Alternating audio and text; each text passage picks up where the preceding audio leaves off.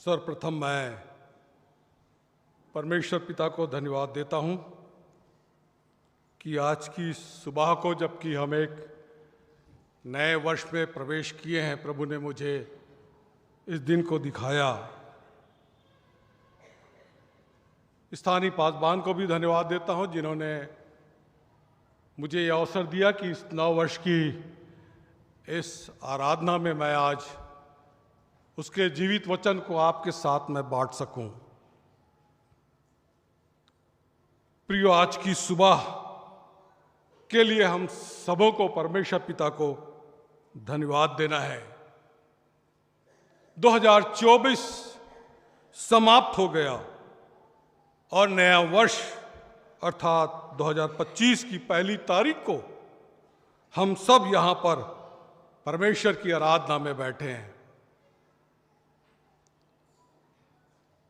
मेरी ओर से, मेरे परिवार के प्रत्येक सदस्यों की ओर से मैं आप सबों को नव वर्ष की बधाइयां देता हूं, शुभकामनाएं देता हूं और यही प्रार्थना करता हूं कि नया वर्ष आप सबों के लिए आनंद का, उन्नति का और प्रभु के साथ बढ़ने का वर्ष हो सके।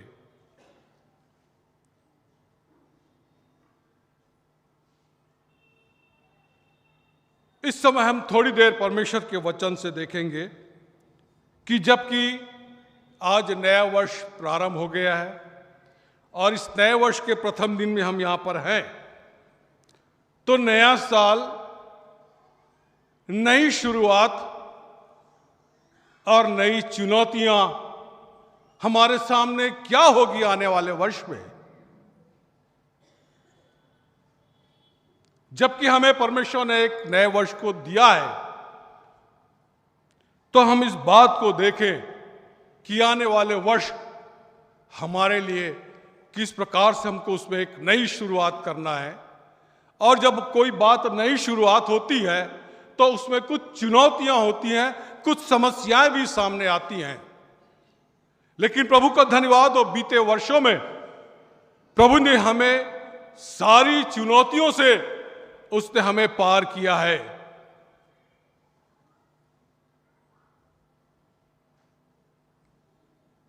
बीते हुए वर्ष में बहुत से लोगों ने अपने जीवन में तकलीफों को उठाया होगा, उनके जीवन में पीड़ा आई होगी। बहुत से लोगों ने अपने प्रियों को मृत्यु के द्वारा से खो दिया। वो एक समय था, लेकिन प्रभु ने हमको उसी अवस्था में रहने के लिए नहीं छोड़ा,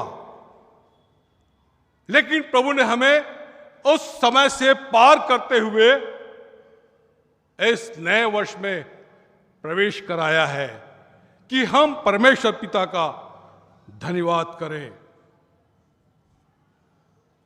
एक वचन मैं परमेश्वर के शास्त्र से पढ़ूंगा। लिखा हुआ है बिलाव गीत उसका 3 अध्याय उसका 22 और 23 पद,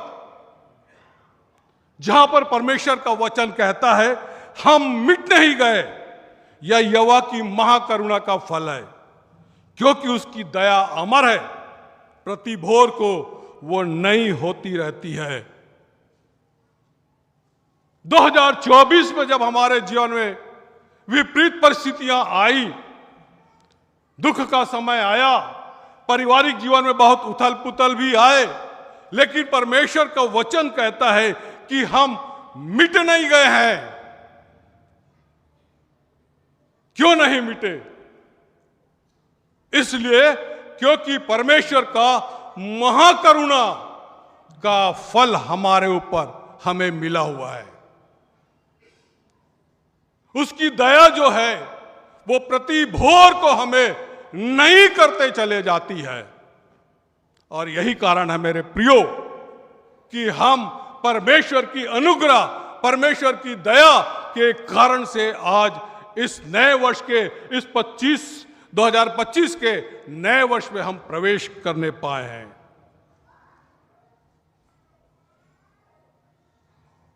क्योंकि उसकी दया अमर है।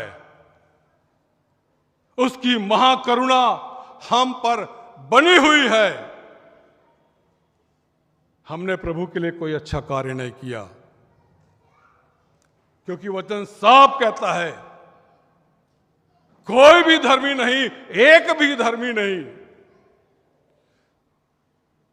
या हमारी धार्मिकता उसके सामने मैले चिथड़ों के समान है।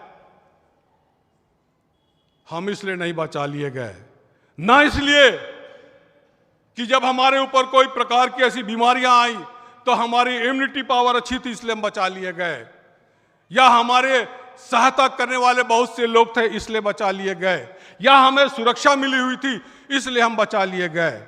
जी नहीं, आप और मैं इसलिए बचा लिए गए हैं क्योंकि परमेश्वर की महाकरुणा हम पर बनी हुई है, जो प्रति भोर को हमें नई और तरोताजगी से भर देती है।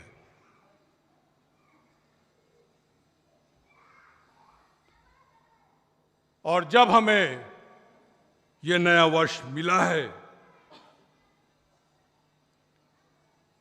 तो हमें इस सुबह में एक नई शुरुआत करने की जरूरत है।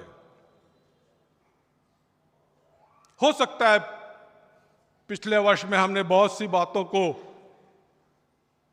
सोचा था, निर्णय लिया था कि हम ऐसा करेंगे या वैसा करेंगे, और उन बातों को हमने शुरुआत तो किया लेकिन उसके हम बने नहीं रह सके।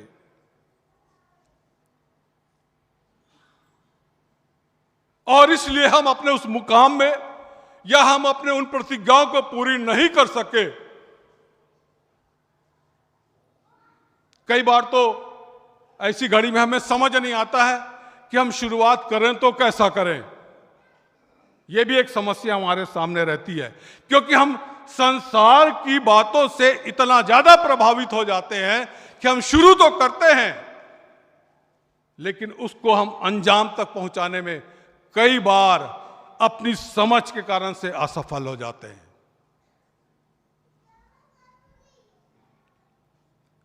मेरे प्रियो, आपको मैं बता दूं कि आपके पीछे कोई परिश्रम कर रहा है। आप शुरुआत करिए। उस शुरुआत में आपके साथ कोई खड़ा है जो आपकी सहायता कर रहा है, जो आपके पीछे परिश्रम कर रहा है, जो आपकी अगुवाई कर रहा है।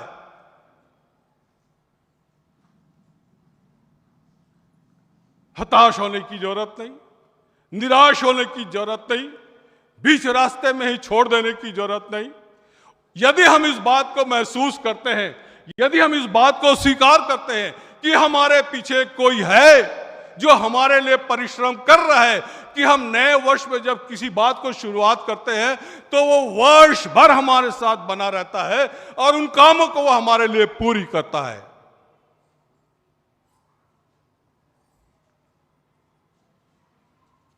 आज के जिस पैसेज को हमने अपने मनन के लिए पढ़ा है,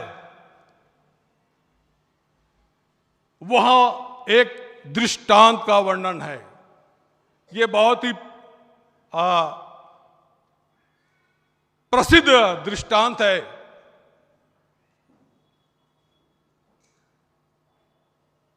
यहां पर बताया गया है, फिर उसने यह दृष्टांत भी कहा, किसी की अंगूर की बारी में एक अंजीर का पेड़ लगा हुआ था। वह उसमें फल ढूंढने आया परंतु ना पाया। तब उसने बारी के रखवाले से कहा, देख 3 वर्ष से मैं इस अंजीर के पेड़ में फल ढूंढने आता हूं परंतु नहीं पाता। इसे काट डाल कि यह भूमि को क्यों रोके रहे।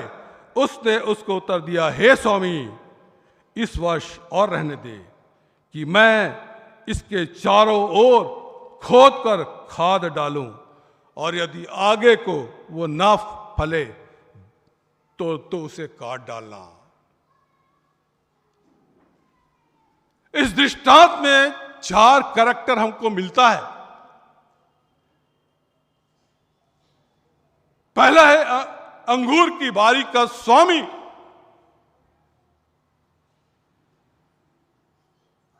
दूसरा है उस अंगूर की बारी का रखवाली करने वाला,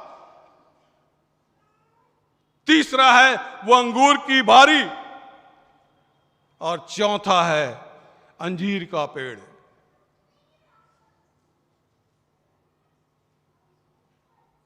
उस अंगूर की बारी का स्वामी जो है वो परमेश्वर है, और उस बारी का रखवाली करने वाला प्रभु यीशु मसीह, और दाग की बारी जो है ये संसार है। और अंजीर का पेड़ इस दाग की बारी में आप और मैं जो विश्वासी हैं उनका चरित्र यहां पर हमको दिखाया गया है।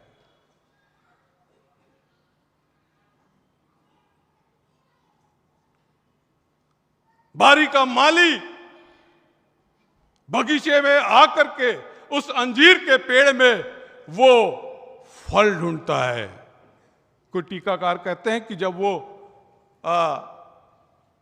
फल ढूंढने आया तो वो सीजन अंजीर के पेड़ में फल लगने का नहीं था, फिर भी वो स्वामी जो है वो वहां पर फल को ढूंढने के लिए आया, और उसमें कोई भी फल उसने नहीं देखा। हरा भरा तो था पेड़, जीवित भी था, लेकिन उसमें फल नहीं थे। और तब उसने निर्णय लिया कि इसे काट डाला जाए,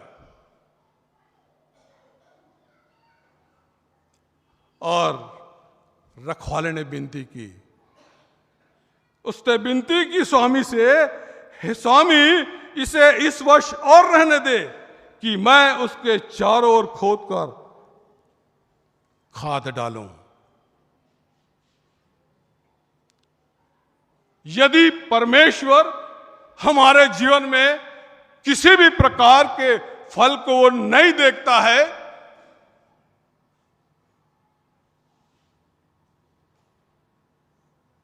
तो वो हमें काट डालने के आदेश देता है।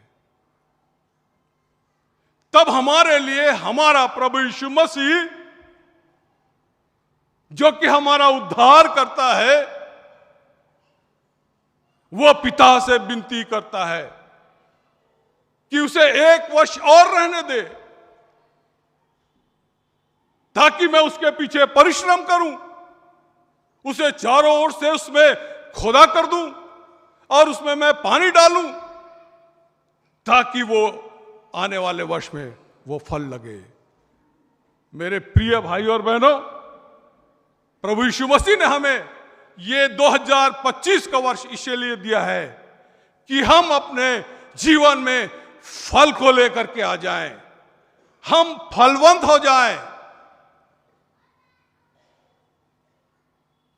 और वो विनती करता है कि मैं इसके पीछे परिश्रम करूंगा। जब हम इस मार्ग में आगे बढ़ते हैं, कठिनाइयां आती है, तो प्रभु हमारे लिए परिश्रम करता है ताकि हम फल ला सकें।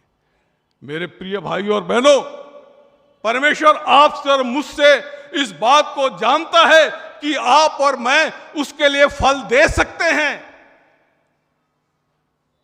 उसको बड़ी उम्मीद है आपसे और मुझसे कि हम उसके लिए फल लाएं। और वो कितना गंभीर है कि वो बोलता है कि मैं इसके लिए परिश्रम करूंगा। 2025 हमें यूं ही नहीं मिला है, इसलिए मिला है कि हम मिट नहीं गए हैं। ये परमेश्वर की महाकरुणा का फल है। वो आज भी आपके और मेरे लिए पिता के सिंहासन के पास विनती कर रहा है कि प्रभु इसे एक वर्ष और रहने दे। आने वाला वर्ष वो निश्चित है कि उसमें फल लगेंगे।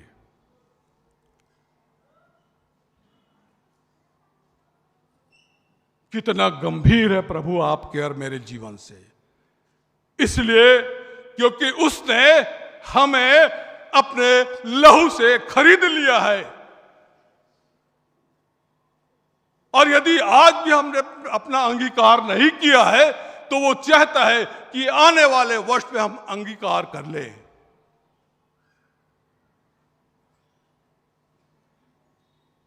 और उन फलों को जो परमेश्वर हमारे जीवन से चाहता है, गलातियों के 22वें अध्याय में आप जब पढ़ेंगे तो वहां पर आपको आत्मा के फलों के बारे में वर्णन है। एक एक फल के अलग अलग डिस्क्रिप्शंस हैं।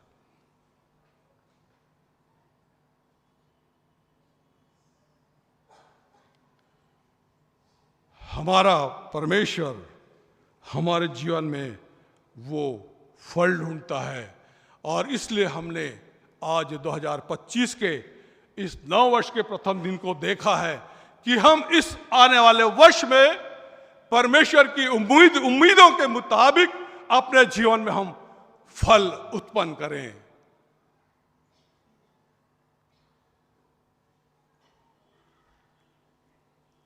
और जब हम इस विषय पर जाते हैं तो हम पाते हैं कि हमें किस प्रकार के फल लाने पड़ेंगे, किस प्रकार के फल प्रभु हमसे चाहता है। और इसलिए हमें जब हम अपने पिछले वर्ष पर नजर डालते हैं और यदि हम पाते हैं कि हमने परमेश्वर को कौन सा फल नहीं दिया है, तो हमें इस वर्ष में उस फल को अपने जीवन में उपजाने के लिए प्रयास करना है, शुरुआत करना है।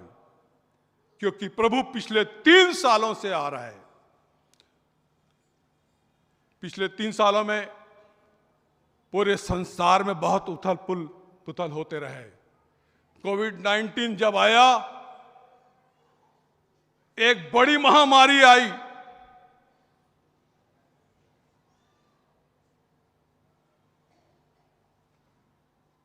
प्रभु ने उनको बचाया, आपको और मुझको बचाया। उसके बावजूद भी फल नहीं दिखे। पिछले 3 साल से 21 निकल गया, 22 निकल गया, 23 निकल गया, 24 निकल गया। कल हमारे जीवन में परमेश्वर को एक भी फल नजर नहीं आया। हर साल पर प्रभु जो है वो फल ढूंढने आ रहे हमारे जीवन में और खाली हाथ लौट जा रहा है। केवल प्रभु यीशु मसीह के निवेदन के कारण से हमारे लिए वो आज भी वो विनती कर रहा है। हमने कौन सा फल प्रभु के लिए नहीं लाया? थोड़ी देर में उस पर भी आपके साथ वचन को मैं बांटना चाहता हूं। पहली बात हम देख लेंगे, यीशु मसीह के जैसा जीवन जीने में हम अक्षम रहे। ये बहुत अजीब सा प्रश्न है, बहुत अजीब सी सोच है कि प्रभु यीशु मसीह के समान के जैसा जीवन जीने में हम अक्षम रहे।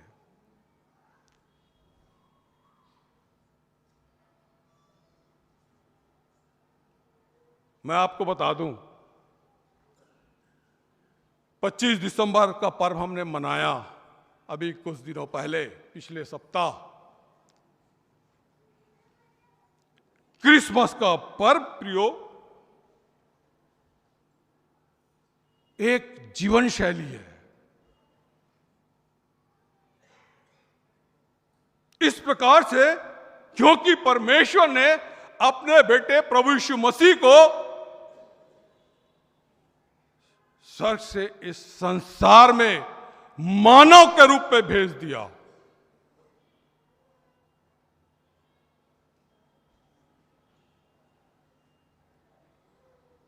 और जैसा उसने इस संसार में जीवन जिया, उस जीवन को उसने जी करके हमें बता दिया है कि हमें उसके अनुसार अनुसरण करना है।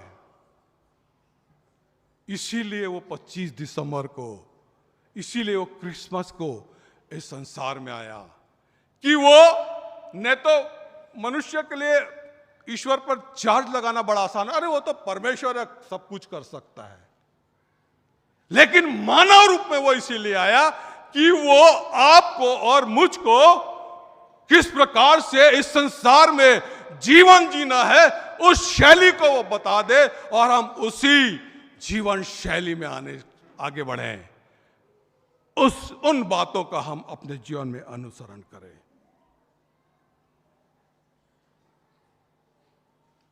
क्रिसमस का पर्व का यह अर्थ है कि हम अपने जीवन में उन बातों को जो परमेश्वर ने, प्रभु यीशु मसीह ने इस संसार में जिया है, हम उसी का अनुसरण करें। हम मानव जीवन कैसे जीना है उस बात को जानें। शायद हम यीशु मसीह के जैसा जीवन जीने में अक्षम रहे। शुरुआत करिए। प्रभु यही चाहता है कि हम उसके लिए फलों को उपजाएं। वो आज्ञाकारी रहा, दुख और कष्ट वो उठाया, उसने लोगों को संभाला,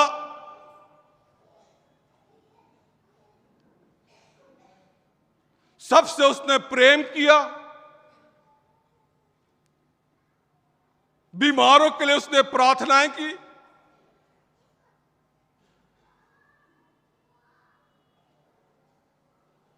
बहुत से फल प्रभु यीशु मसीह ने हमें बताया है अपने जीवन शैली के माध्यम से।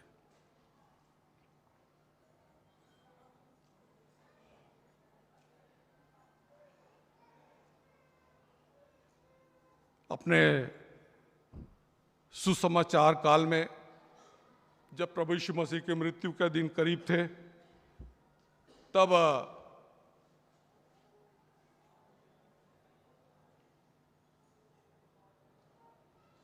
जब्दी के पुत्र याकूब और यूहन्ना की माता मरियम प्रभु यीशु मसीह के पास आती हैं और कहती है कि प्रभु, जब तो अपने राज में आए तो मेरे एक बेटे को दाहिने बैठालना और एक बेटे को बाएं बैठालना।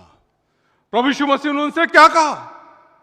जो कटोरा मैं पीने पर हूं, क्या ये उसे पिएंगे?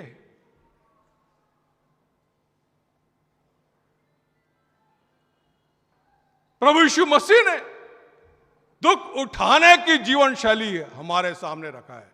क्या हम मसीह के लिए दुख उठा रहे हैं?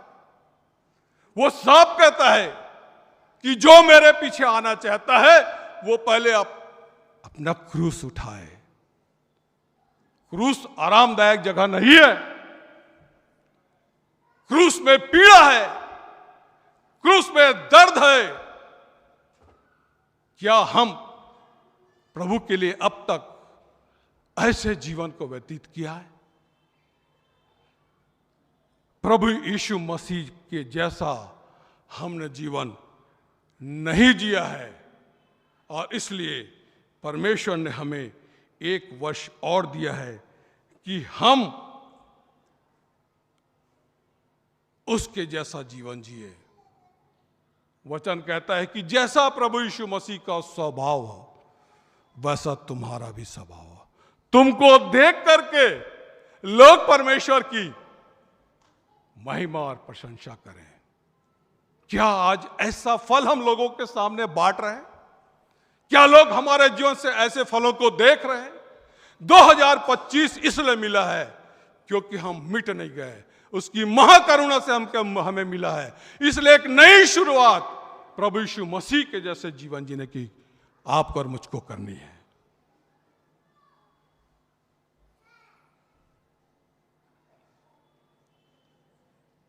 बहुत ही व्यवहारिक बातों को मैं आपके साथ बांटना चाहता हूं।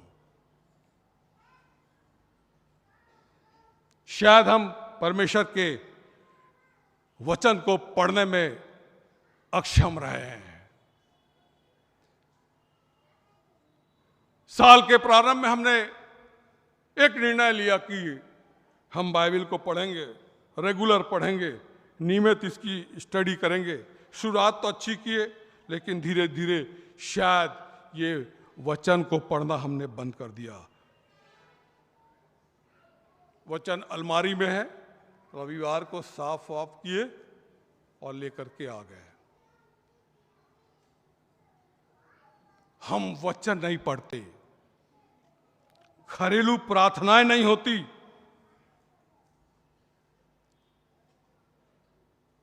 आज मसीहियों के जीवन में वचन का सूखा पड़ा हुआ है।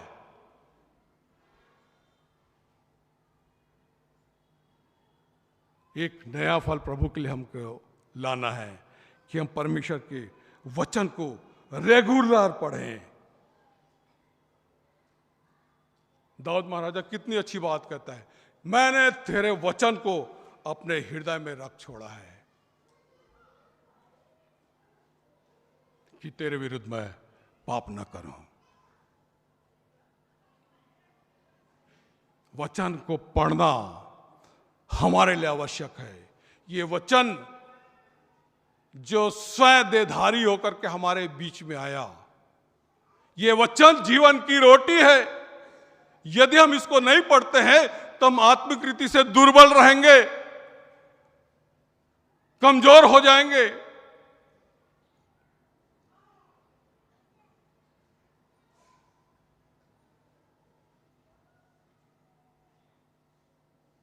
इस जीवन की रोटी को हमें ग्रहण करना है, खा लेना है, चबा लेना है और उसे पचा लेना है। यदि हम अपने आत्मिक जीवन में स्थिर रहना चाहते हैं तो हमें परमेश्वर के इस वचन को, हमने अभी थोड़ी देर पहले, परमेश्वर अपने नाम से बड़ा नाम इस वचन को देता है।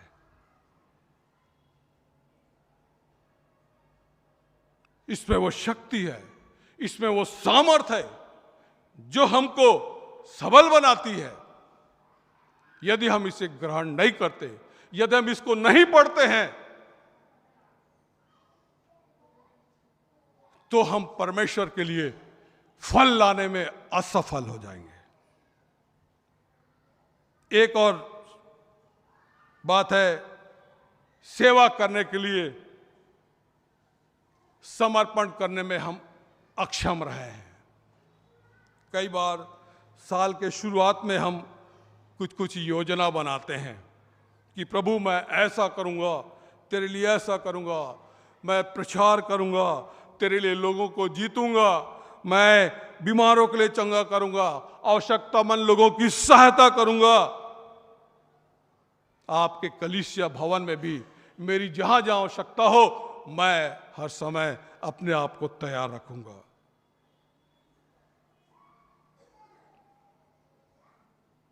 पर शायद इसमें भी हम 100% सफल नहीं हो सके, क्योंकि हमने उन योजनाओं के प्रति, उन प्रतिज्ञाओं के प्रति हमने अपना पूर्ण समर्पण नहीं दिखाया था।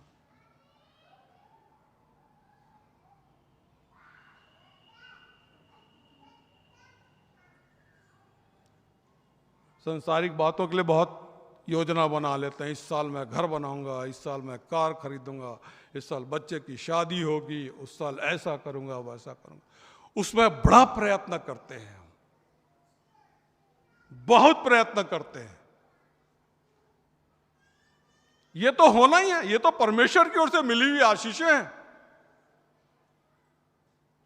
वचन कहता है पहले तुम उसके राज्य धर्म की खोज करो, सारी वस्तुएं तुम्हें मिल जाएंगी। फिर भी हम उन्हीं के पीछे अब तक रहे। आत्मिक बातों में, आत्मिक सेवा के लिए हमने उस फल को प्रभु के लिए नहीं अपने जीवन में इस्तेमाल कर सके।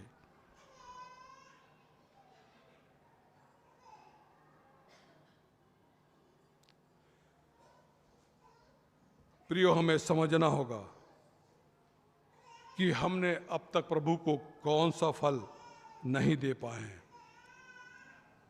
क्या प्रभु प्रतिवर्ष हमारे जीवन में आकर के वो खाली हाथ लौट जा रहा है? अंजीर का पेड़ हरा भरा था, खूबसूरत भी दिख रहा था, प्रति रविवार चर्च आने वाले, सभाओं में स्थान पाने वाले,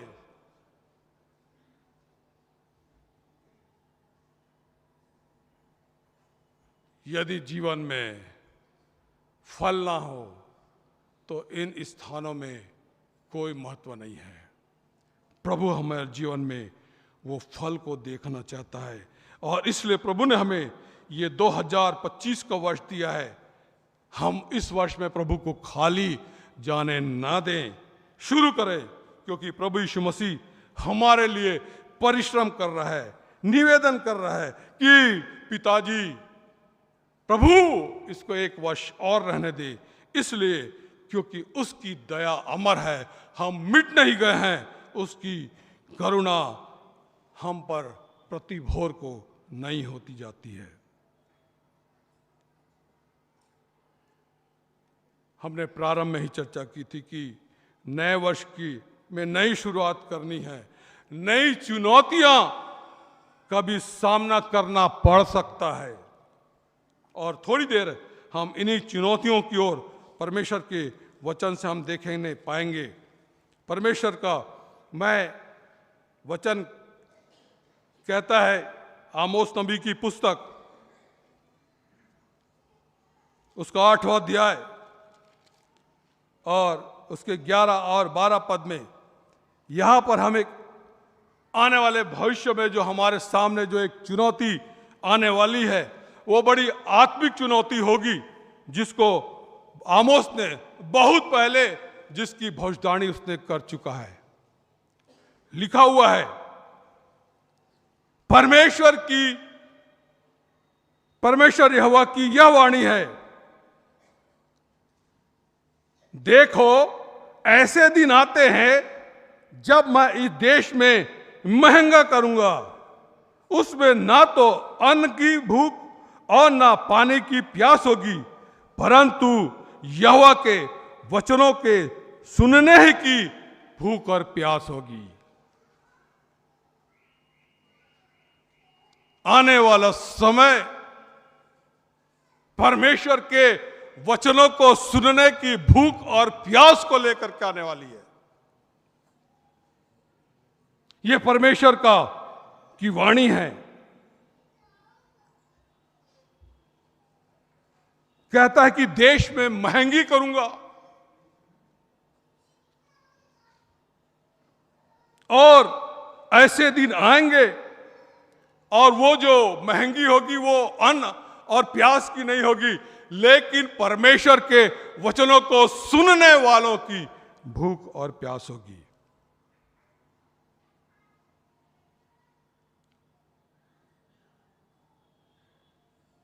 बहुत से लोग जानते होंगे इसकी शुरुआत हो चुकी है। बहुत से कम्युनिस्ट देश जहां पर हम सुनते हैं कि वो खुलेआम प्रभु की आराधना नहीं कर सकते, वो बंकरों में जाकर के प्रभु के वचनों को पढ़ते हैं। समस्या उनके सामने खड़ी हो गई है। प्रभु के वचनों को सुनने वालों की कमी आ जाएगी। लोग परमेश्वर के वचनों को सुनना नहीं चाहेंगे, खरा वचन उनको सुनना पसंद नहीं आएगा।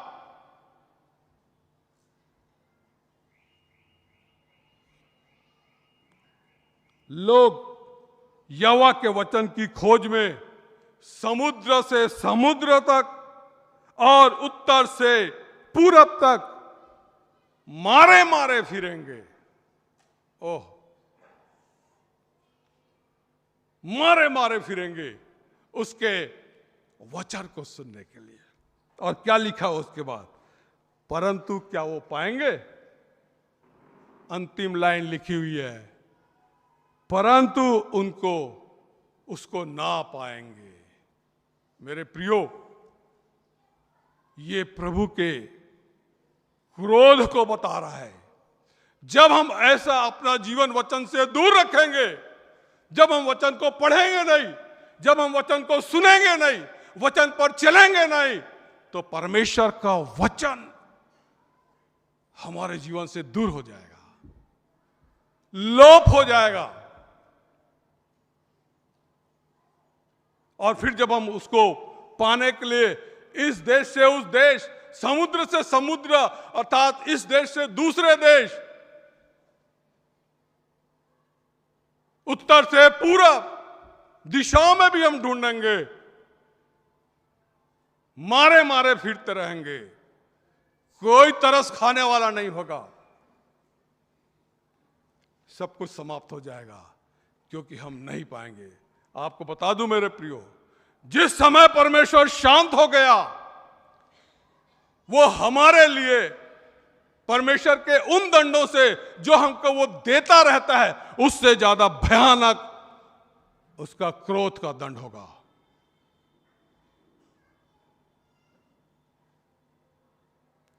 परमेश्वर के वचन में इतनी ताकत है।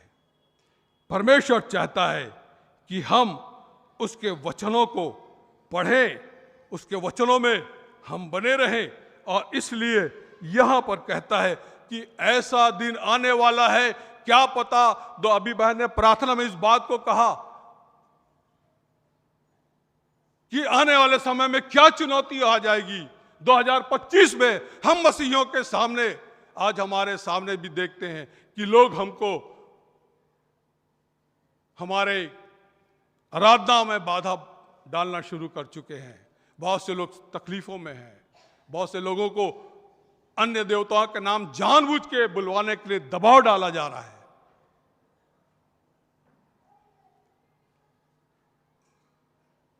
हमें अपने हृदय में, अपने मनों में परमेश्वर के वचन को रख लेना है, क्योंकि वो समय आने वाला है जब वचनों का अकाल हो जाएगा, और इसकी शुरुआत हो चुकी है, इसकी शुरुआत हो चुकी है। आज लोग वचन को सुनना नहीं चाहते, वचन से उनका मन उकता गया है, वचन पढ़ना नहीं चाहते। बहुत से बहाने आज उनके पास है, घरेलू प्रार्थनाएं नहीं हो रही हैं। जब बच्चे रविवार को यहाँ पर मुखाग्रपद बोलने आते हैं, सुनने में बहुत अच्छा लगता है, बहुत अच्छा लगता है। इसी प्रकार से आगे वो परमेश्वर के वचन को पढ़ने में भी वो उसी प्रकार से अपना लगन बना सके। सावधान हो जाइए मेरे प्रिय भाई बहनों, वचन का अकाल पड़ने वाला है।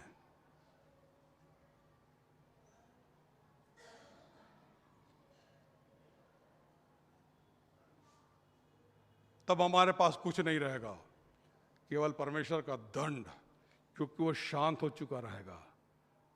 वो जितना हमको समय देना था, 3 सालों से वो आ रहा है, आज हमारी उम्र कई साल की हो गई है, क्या वो प्रभु ने कोई फल हमारे जीवन में नहीं पाया है? वचन का भूख और प्यास समाप्त हो जाएगा।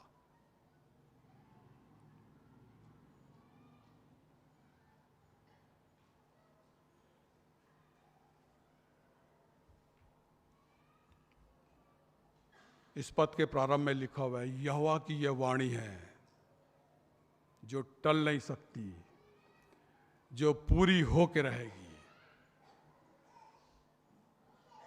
पवित्र आत्मा से परिपूर्ण होकर के प्रभु के लोगों ने इस वचनों को लिखा है।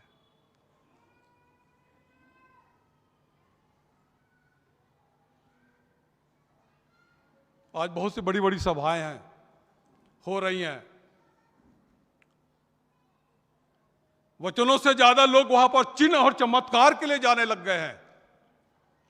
उनसे पूछा जाए तो बोलेंगे, हाँ मैं बीमार था, चंगा हो गया, इसलिए मैं आया हूं, मेरे बच्चे की नौकरी नहीं थी, उसको नौकरी मिल गई, ये और वो, बहुत सारी बातें हैं। आज चिन्ह और चमत्कार के कारण से हम परमेश्वर के वचनों से दूर होने लग गए हैं।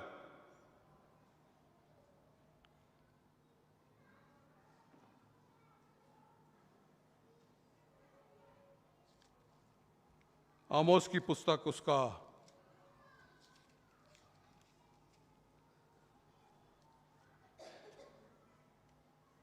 7वां अध्याय और उसके 10 पद में हम पढ़ते हैं कि किस प्रकार से इस बातें हुई जब लोगों ने, इस्राएलियों ने परमेश्वर के वचनों का इनकार कर दिया। तब बेतेल के याजक अमस्या ने इस्राएल के राजा यारोबाम के पास कहला बाजा। कौन? बेतेल का याजक अमस्या इस्राएल के राजा यारोबाम के पास खबर भेज रहा है कि आमोस ने, जो प्रभु का दास है, जो प्रभु का नबी है, ने इस्राएल के घराने के बीच में तुझसे राजद्रोह की गोष्ठी की है। अर्थात आमोस इस्राएल के राजा यारोबाम के विरुद्ध बातें कर रहा है, लेकिन ये बातें आमोस अपनी ओर से नहीं कह रहा है। जब परमेश्वर ने इस्राएल और यारोबाम के राज में बहुत सारी ऐसे बातों को देखा जिससे परमेश्वर ने उसके इस नबी के द्वारा से उसने उस तक समाचार को भेजना चाहा, पर अमस्या जो था बीच में बेतेल का याजक, वो जा करके यारोबाम के पास कहता है, यारोबाम, आमोस नाम का एक व्यक्ति है जो तेरे विरुद्ध बातें कर रहा है। आमोस यो कहता है कि यारोबाम तलवार से मारा जाएगा और इस्राएल अपनी भूमि पर से निश्चय बंधुआई में जाएगा, और इस बात को देश के लोग सह नहीं पा रहे हैं।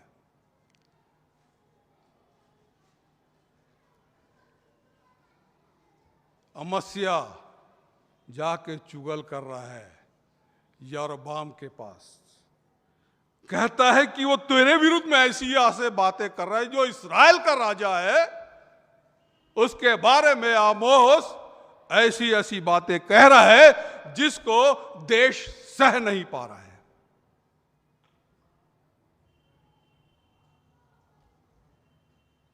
और वो यारोबाम से कहता है, और फिर उसके बाद अमस्या आमोस से कहता है कि हे दर्शी, 7 अध्याय उसके 12वां पद को आप देखिए, वहां पर लिखा हुआ है, तब अमस्या ने आमोस से कहा, हे दर्शी, यहां से निकलकर यहूदा देश में भाग जा और वहीं की रोटी खाया कर और वहीं भविष्यवाणी किया कर, परंतु बेतेल में फिर कभी भविष्यवाणी न करना, क्योंकि यह राजा का पवित्र स्थान और राजनगर है। कौन लोग?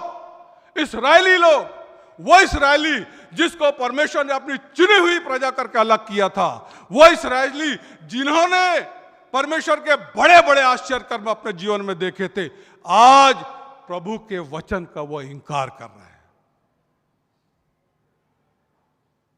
आज प्रभु के दास को वो तिरस्कार कर रहे हैं।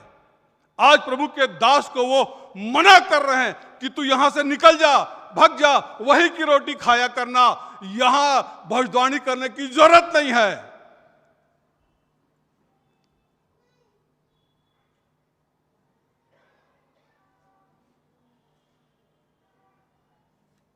एक सच्चे वचन के प्रचार करने वालों को उन्होंने भगा दिया, उन्होंने परमेश्वर के वचन का इंकार कर दिया। हम भी अपने जीवन में यदि परमेश्वर के वचनों को नहीं पढ़ते, हम उसका इंकार कर रहे हैं।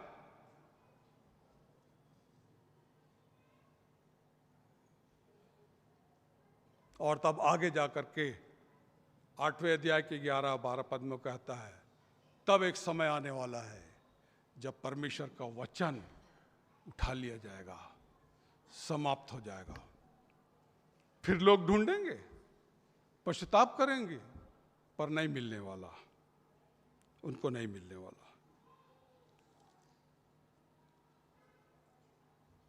इसलिए आज भी हम इस्राएलियों के समान हो गए, परमेश्वर के वचनों का इनकार कर रहे हैं। उससे अपने जीवन में आशीष चमत्कारक के रूप में बहुत पा लिए थे, चिन्ह और चमत्कार से वो बहुत प्रसन्न हुए, लेकिन परमेश्वर के वचन का उन्होंने इनकार किया।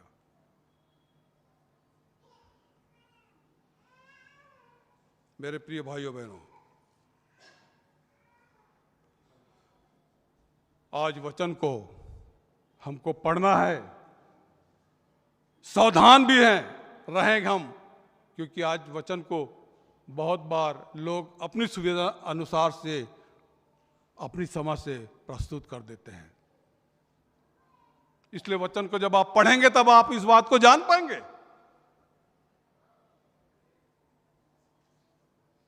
परमेश्वर का वचन या संदेश जो है वो दो प्रकार के होते हैं।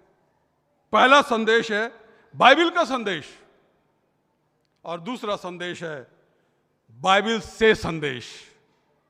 बाइबल से संदेश देना आसान है, दृष्टांत खोल लिए, कुछ पैसेज पढ़ लिए, उस पर बोल देना आसान है। लेकिन बाइबल का संदेश कि परमेश्वर का वचन अपने दास के द्वारा से प्रभु किन बातों को अपनी प्रजा को बताना चाहता है, यह है बाइबल का संदेश। और आज लोग ज्यादातर बाइबल से संदेश देने पर अपना काम चला रहे हैं, बड़ी बड़ी सभाएं कर रहे हैं, चिन्ह और चमत्कार दिखा रहे हैं, और लोग उन्हीं के पीछे भेड़ों की नाई भटके हुए पीछे चले जा रहे हैं। सावधान हो जाइए, स्वयं में परमेश्वर के वचन को पढ़िए, नई शुरुआत करिए 2025 में। यदि हमने अभी तक पढ़ना शुरू नहीं किया है तो एक समय प्रभु ने हमको 2025 का दिया है कि हम एक नई शुरुआत में परमेश्वर के वचन को ज्यादा से ज्यादा पढ़ करके उसे हम अपने जीवन में अर्जित करें, क्योंकि वो समय आएगा जब लोग खरा वचन से, गहरा वचन से, वचन की शिक्षाओं से अपने आप को दूर करेंगे और उसका अकाल आ जाएगा। आमोस कहता है कि तब उनको वो नहीं पाएंगे। हमें नई शुरुआत करनी है परमेश्वर के वचन को पढ़ने के लिए, नई शुरुआत करना है व्यक्तिगत प्रार्थना करने के लिए। प्रार्थना आप सब करते हैं, मैं जानता हूं, पर वो खाने की प्रार्थना और सोने की प्रार्थना ये नहीं कहता मैं। प्रार्थना व्यक्तिगत प्रार्थना होनी है, प्रभु से बातचीत करने की प्रार्थना होनी है, एकांत में जाकर के प्रार्थना करना है, घुटनों पर आकर के प्रार्थना करता है। आज इन प्रार्थनाओं की आवश्यकता है, और जब हम ऐसा करते हैं तो हम परमेश्वर से बातचीत करते हैं, और परमेश्वर हमारा मार्गदर्शक बनता है, हमको संभालता है।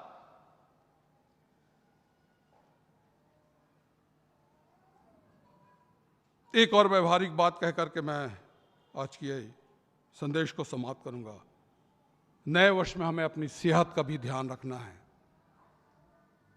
सेहत का ध्यान कहने का तात्पर्य है कि हमें अपने जीवन शैली को, जीवन जीने के तरीकों को अनुशासित रखना है। कई बार आजकल मोबाइल और टीवी से बहुत देर देर तक हम जग जाते हैं, सुबह देर तक सोते हैं। ये अच्छी प्रैक्टिस नहीं है। जीवन में अच्छे स्वास्थ्य के लिए शरीर को भी एक अनुशासित ढंग से जीने की आवश्यकता है, क्योंकि जब हमारा शरीर स्वस्थ है, हमारा मन स्वस्थ है, तब हम आत्मिक बातों में भी हम आगे बढ़ सकते हैं। वचन कहता है, नीति वचन 17 और उसके 22 में, मन का आनंद अच्छी औषधि है। जब आप अपने जीवन को अनुशासित ढंग से जिएंगे, अपने दिनचर्या को अनुशासित ढंग से जिएंगे, तो आप स्वस्थ रहेंगे, आपका मन स्वस्थ रहेगा, आप आनंदित रहेंगे। सदा मसीह में आनंदित रहें।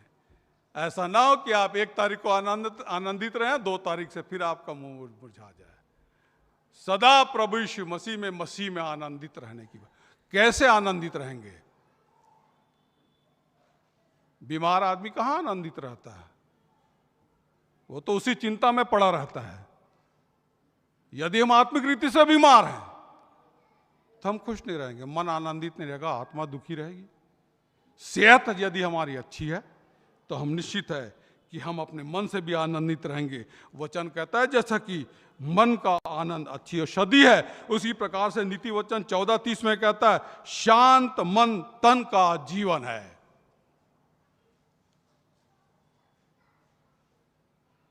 हमें सेहत को तंदुरुस्त रखने के लिए अनुशासित जीवन जीना है, जिससे तन और मन दोनों स्वस्थ रहे, क्योंकि आने वाले दिनों में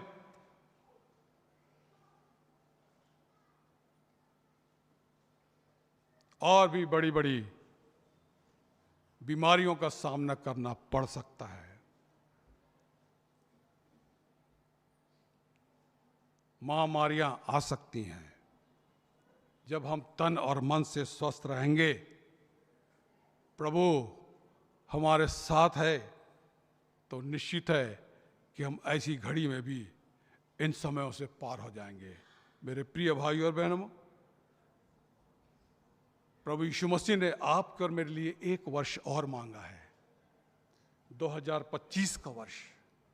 आज हमको एक निर्णय ले लेना है कि क्या मैं प्रभु यीशु मसीह के समान जीवन जी सकता हूं?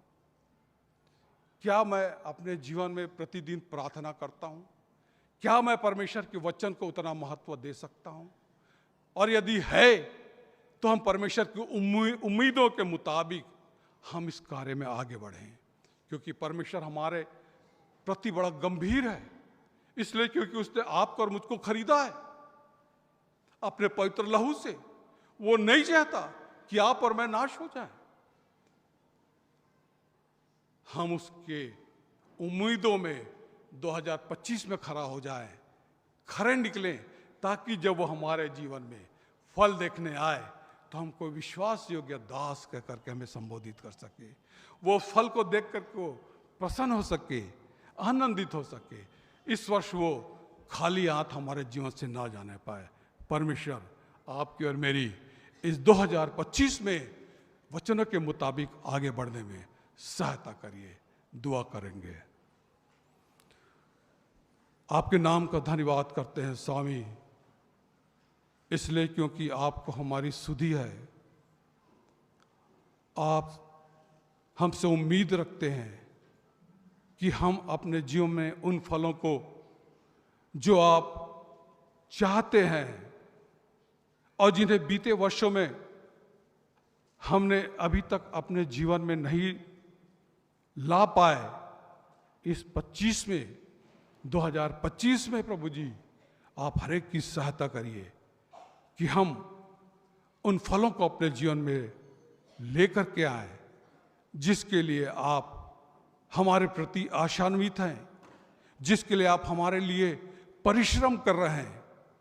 आप हमारे साथ निरंतर खड़े हुए हैं ताकि हमारे सामने चुनौतियों में और फल लाने में किसी भी प्रकार की कोई तकलीफ ना होने पाए, क्योंकि आप हमारी ओर से हर समय हमारे लिए खड़े रहने वाले परमेश्वर हैं। सहायता करिए। अपनी प्रजा को एक नया निर्णय लेने के लिए आप अनुग्रहित करें। आदर महिमा आपकी हो। दुआ आपके बेटे उद्धारकर्ता यीशु ख्रीस्त के पवित्र और सामर्थी नाम से मांग लेते हैं। दया से सुनिए, ग्रहण करिए। आमीन।